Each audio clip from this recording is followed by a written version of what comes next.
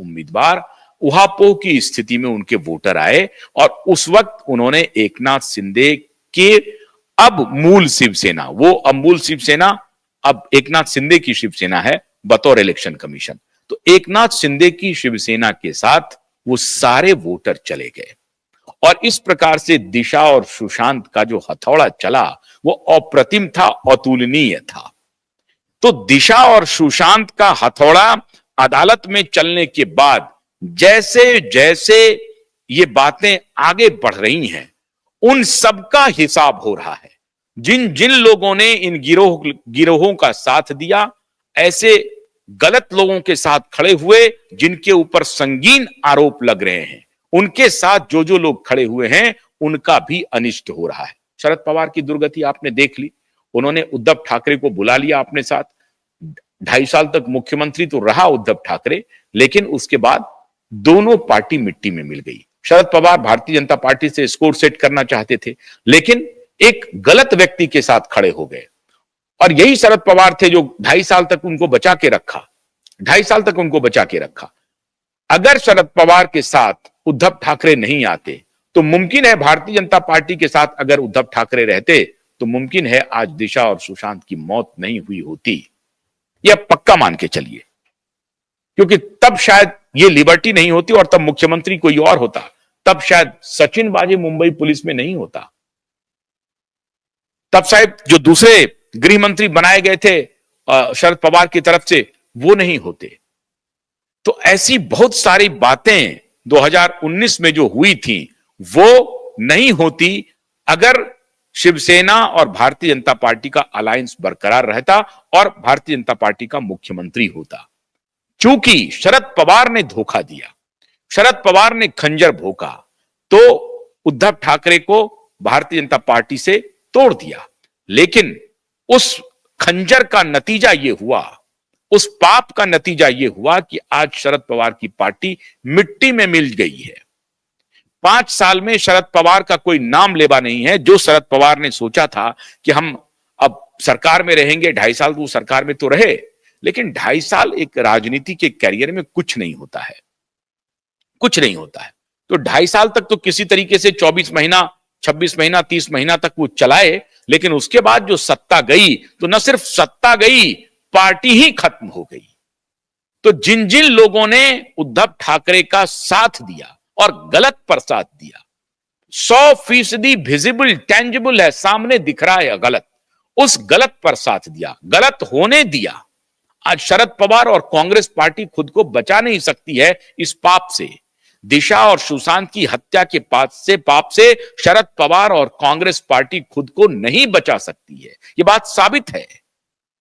तो शरद पवार और कांग्रेस पार्टी के साथ आज महाराष्ट्र में क्या दुर्गति हो रही है यह सबको मालूम है।